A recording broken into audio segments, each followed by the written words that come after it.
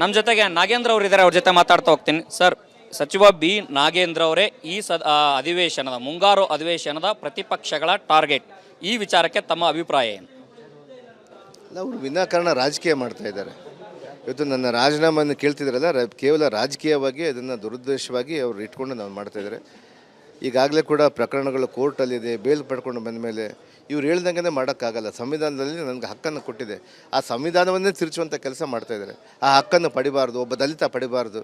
ಅದೇ ಬೇರೆಯವರಾಗಿದ್ದರೆ ಬಿಟ್ಬಿಡ್ತಿದ್ರೆ ನನಗೆ ಗೊತ್ತಿಲ್ಲ. ನನಗೆ ನಾನು ಒಬ್ಬ ದಲಿತ ಅನ್ನುವಂಥ ವಿಚಾರಕ್ಕೆ ಈ ರೀತಿಯಾದಂಥ ಕೆಲಸ ಕೃತ್ಯಕ್ಕೆ ಕೈ ಹಾಕಿದ್ದಾರೆ.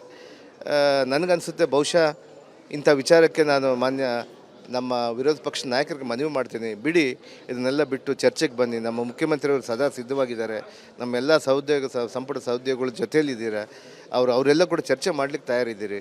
ತಾವು ಬನ್ನಿ, ಇದನ್ನು ಬೆಳಕು ಚೆಲ್ಲೋಣ ಅನ್ನುವಂಥ ವಿಚಾರವನ್ನು ನಾನು ಮನವಿ ಮಾಡ್ತೀನಿ. ದಲಿತ ಅನ್ನುವಂಥದ್ದು ಇದು ತಮ್ಮ ರಕ್ಷಣೆಗಾಗಿ ತಾವು ಬಳಸ್ತಾ ಇರುವಂಥ ಒಂದು ರಕ್ಷಣಾತ್ಮಕ ಅಂಶನ? ಅಲ್ಲ ರೀ, ನಾನು ದಲಿತ ಅಲ್ಲನಾ?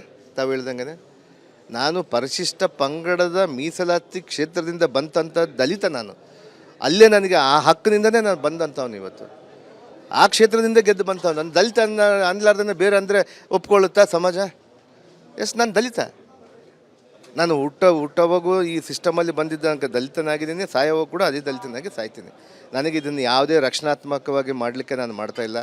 ನಾನು ಯಾವುದೋ ಒಂದು ನನ್ನ ಪದವಿಗೋ ನನ್ನ ಒಂದು ಸ್ಥಾನಕ್ಕಾಗಿ ನಾನು ಮಾಡ್ತಾಯಿಲ್ಲ. ನಾನು ದಲಿತ ಅನ್ನುವಂಥ ಹೆಮ್ಮೆಯಿಂದ ನಾನು ದಲಿತನಾಗೇ ಇದ್ದೀನಿ. ಹಾಗಾದರೆ ಸರ್, ಈಗ ಹಣ ವರ್ಗಾವಣೆ ಆಗಿರುವಂಥ ವಿಚಾರದಲ್ಲಿ ಅಧಿಕಾರಿಗಳ ಶಿಕ್ಷೆ ಆಗಿದೆ, ಎಲ್ಲವೂ ಕೂಡ ಆಗಿದೆ. ಆ ಘಟನೆ ಆಗಿರುವಂಥದ್ದಕ್ಕೆ ಹೊಣೆ ಯಾರು? ಸಮುದಾಯಕ್ಕೆ ತಮ್ಮ ಸಮಜಾಯಿಷಿ ಏನು? ಈಗಾಗಲೇ ಕೂಡ ಕೇಸು ನಡೀತಾ ಇದೆ. ಅದಕ್ಕೂ ಹೊಣೆಗಾರಿಕೆ ಯಾರು ಅನ್ನೋಂಥದ್ದನ್ನು ಕೋರ್ಟಲ್ಲಿ ಇದೆ. ಕೋರ್ಟಲ್ಲಿ ಅದರ ಇತ್ಯರ್ಥ ಆಗುತ್ತೆ. ಆ ಪಕ್ಷದ ಬಗ್ಗೆ ಅವ್ರ ಬಗ್ಗೆ ನನಗೆ ಗೊತ್ತಿಲ್ಲ. ನಾನು ಸದನದಲ್ಲೇ ನನ್ನ ಕಣ್ಮುಂದೆ ಏನು ನಡೀತಿದೆ ಅದನ್ನು ಹೇಳ್ತಾ ಇದ್ದೀನಿ. ಅದರಲ್ಲಿ ಅವರವರು ಏನೇನು ಮಾತಾಡ್ಕೊಂಡಿದ್ದಾರೋ ಗೊತ್ತಿಲ್ಲ. ಅದರಲ್ಲಿ ಮುಖ್ಯವಾಗಿ ಪಾದಯಾತ್ರೆ ಮಾಡ್ಬೋದು, ಅವರು ಆಂತರಿಕ ವಿಚಾರ. ನನಗೆ ಯಾವುದೇ ಇಲ್ಲ. ಬಟ್ ಒಂದು ನಮ್ಮ ವಿರೋಧ ಪಕ್ಷದಲ್ಲಿ ಇರುವಂಥ ಎಲ್ಲ ನಮ್ಮ ಶಾಸಕರು, ಮಾಜಿ ಶಾಸಕರಾಗಿರ್ಬೋದು, ನಮ್ಮ ಜನಾಂಗದವರು ಆಗಿರ್ಬೋದು, ಅವರೆಲ್ಲರೂ ಕೂಡ ಒಂದು ಸುಳ್ಳನ್ನು ಹೇಳಿ ಇದನ್ನು ಪಾದಯಾತ್ರೆ ಮಾಡೋಕ್ಕಾಗಲ್ಲ ಅನ್ನುವಂಥ ವಿಚಾರವನ್ನು ಅವ್ರಿಗಿದೆ. ಕೊನೆಯದಾಗಿ ಸರ್, CBI ಕೂಡ ಈಗ ಪತ್ರ ಬರೆದಿದೆ ಪ್ರಾಸಿಕ್ಯೂಷನ್ ವಿಚಾರಕ್ಕೆ. ಆ ವಿಚಾರದಲ್ಲಿ ತಮ್ಮ ನಿಲುವುಗಳೇನು? ತಾವು ಮುಂದೆ ಏನು ಮಾಡ್ತೀರಿ? ಅಲ್ಲ, ಪ್ರಾಸಿಕ್ಯೂಷನ್ ಅದೊಂದು ಪ್ರಾಸೆಸ್ ರೀ.